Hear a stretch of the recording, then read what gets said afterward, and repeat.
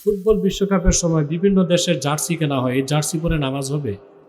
নামাজ হবে কিনা এটা তো পরে তাকওয়ার বিষয়, কিন্তু জার্সিতে তো সেই দেশের ফ্ল্যাগ থাকে, পতাকা থাকে, ছবিও থাকে। ছবি থাকলে তো নামাজ হবেই না। আর আপনি ভিন্ন দেশের পতাকাবাহী জার্সি পরিধান করবেন, আপনার কি দেশের প্রতি দায়িত্ববোধ নাই? কথা বলেন। বাংলাদেশে দেখা যায় দেদারসে ব্রাজিল আর্জেন্টিনার পতাকা উড়িয়ে নগর শহর সব নোংরা করে দেওয়া হয়। এটা আসলে তাকওয়া বিরোধী কাজ, আবার দেশ বিরোধী কাজও। আর যদি জার্সিতে ছবি থাকে তা তো নামাজ হবেই না। অথচ নামাজির চরিত্র হবে এতটা পবিত্র যে সে গুনাহের কাজ থেকে, অশ্লীল কাজ থেকে নিজকে রক্ষা করবে। এই গ্যারেন্টি কার? উতলু মা উহিয়া ইলাইকা মিনাল কিতাবি ওয়া আকিমিস সালাতা ইন্নাস সালাতা তানহা আনিল ফাহশাই ওয়াল মুনকার। আল্লাহ রাব্বুল আলামিন বলেন, হাবিব আমার মুহাম্মদ সাল্লাল্লাহু আলাইহি ওয়াসাল্লাম, আপনার উপর অবতীর্ণ কোরআন আপনি তিলাওয়াত করুন, নামাজ প্রতিষ্ঠিত করুন, আর আপনি বলে দেন আপনার উম্মতকে ইমানদারের নামাজ তাকে সকল গুনাহের কাজ থেকে রক্ষা করে।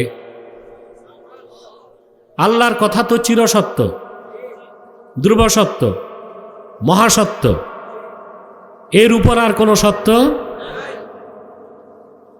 আল্লাহ বলতেছেন যে নামাজ পড়বে সে অশ্লীল কাজ থেকে বাঁচবে, গুনার কাছ থেকে বাঁচবে। আর আমরা 40 বছর নামাজ পড়তে পড়তে কপালে বাটকারা, কিন্তু যত গুনার কাজ আছে সব করি। তার কারণ আমাদের নামাজ আদায় হয়, কবুল হয় না। আদায় হয়, কবুল হয় না কেন? আপনি যখন নামাজে দাঁড়ান, হযরত ইব্রাহিম যে কাইফিয়াতে ইনকিতা মিনাল খালক, গোটা সৃষ্টি থেকে সম্পর্ক ছিন্ন করে ইব্রাহিম আলাইহিস সালাম ইন্নী ওয়াজ্জাহতু বলে আল্লাহর সাথে সম্পর্ক করেছেন। তাসাউফের ভাষায় সেটা ফানা ফিল্লাহ। ওই রকম কাইফিয়ত আপনি অর্জন না করেই তো নামাজে দাঁড়ান। এই জন্য নামাজে দাঁড়ালে যত চিন্তা, বাজার ঘাট হাট, ধান্দাবাজি, ব্যবসা, চাকরি সব আপনার মাথায় এসে জমা হয়। কিন্তু হযরত ইব্রাহিম যে বিশ্বাস নিয়ে ইন্নী ওয়াজ্জাহতু পড়েছেন, সেই বিশ্বাস নিয়ে আপনি যদি নামাজে দাঁড়ান, আপনার দেহের কাবা হবে, কেবলা হবে কাবা, আর আপনার দিলের কাবা হবেন স্বয়ং কাবার মালিক আল্লাহ। তখন আপনার নামাজ হবে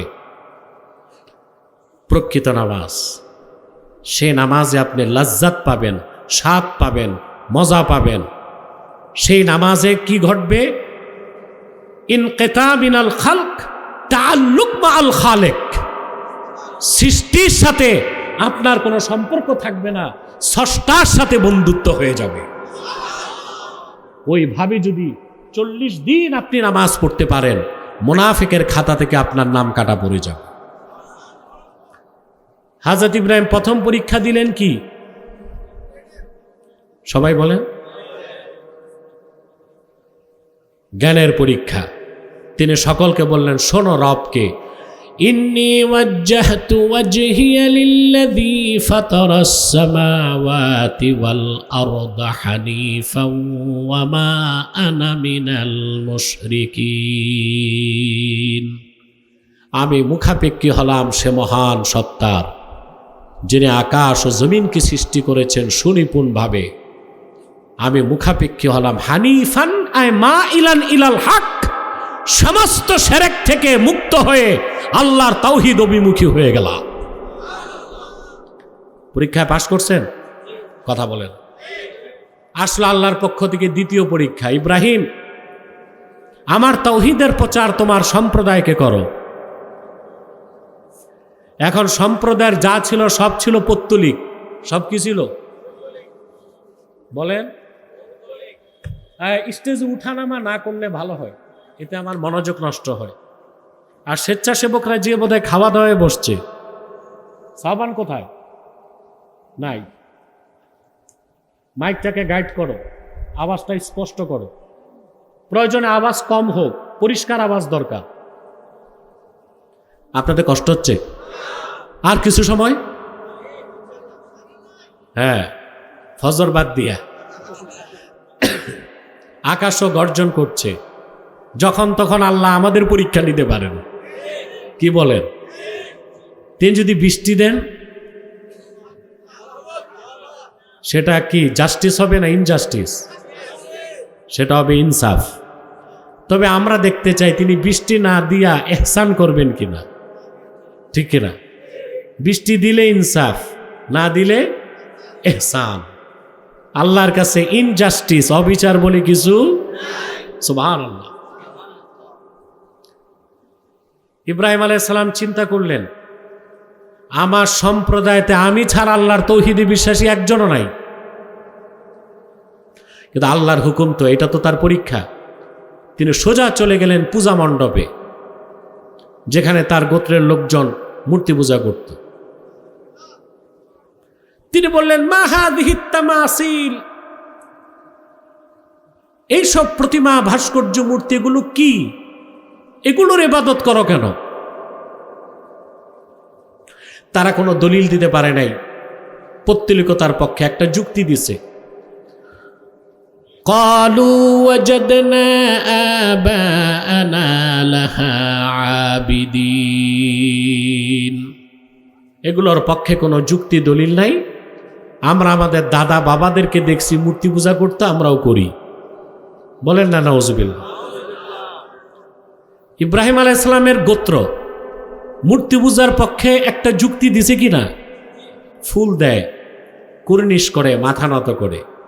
আকীদার দৃষ্টিকোণ থেকে এগুলো শিরকি কাজ, কিন্তু এগুলো আমরা করতেছি বাঙালি সংস্কৃতির দোহাই দিয়া। তারাও শিরক করত সাংস্কৃতিক দোহাই দিয়ে, আমরাও শিরক করি কিনা? কেন বলি? আমাদের ধীরে ধীরে সংস্কৃতিকে পরিবর্তন করতে হবে, পরিশুদ্ধ করতে হবে। আমাদের বাঙালি সংস্কৃতি হতে হবে শিরক মুক্ত, কুফর মুক্ত, পরিশুদ্ধ, পরিমার্জিত, স্বচ্ছ। সেখানে কোনো শিরক থাকতে পারবে না। যারা বেদাতের বিরুদ্ধে ওয়াজ করে, তারা আবার এই শিরকগুলোর বিরুদ্ধে কথা বলে না। এতে তো দাওয়াত থাকবে না, এতে দাওয়াত থাকবে না। হযরত ইব্রাহিম আলাইহিস সালাম তাদেরকে বুঝায় যখন ব্যর্থ হলেন, তিনি তখন বিপ্লবের ডাক দিলেন। সুবহানাল্লাহ। বিপ্লব বুঝেন কি? প্রতিবাদ না, পরিবর্তন। 24-এ যেটা হয়েছে 5ই আগস্ট, এটা কি অভ্যুত্থান না বিপ্লব? অভ্যুত্থান, এটা বিপ্লব হয় নাই।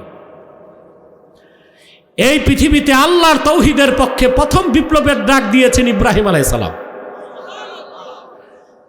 তিনি বললেন, তাল্লাহি লা আকিদান্না আসনামাকুম বা'দা আন তুওয়াল্লু মুদবিরিন। আল্লাহর কসম,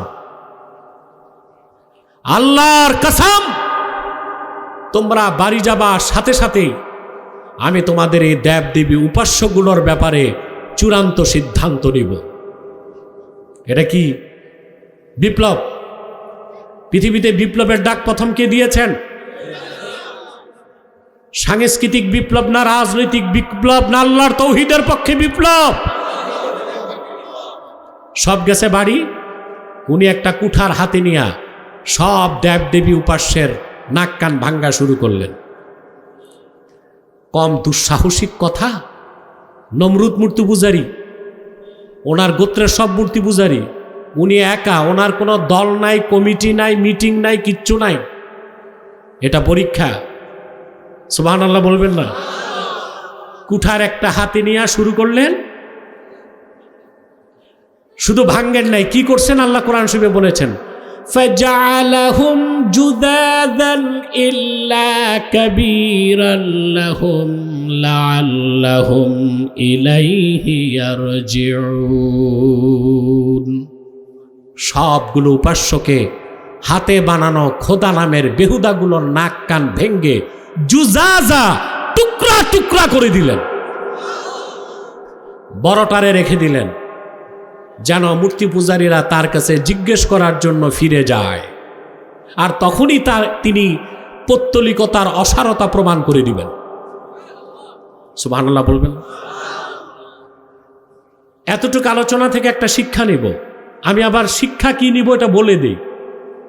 শিক্ষা হচ্ছে, আমাদের দেশে সনাতনী হিন্দুরা আছে না, কেউ বলে তাদের মূর্তি ভাঙতে, আমরা ভাঙ্গি, তারা তাদের পরিবেশে আছে।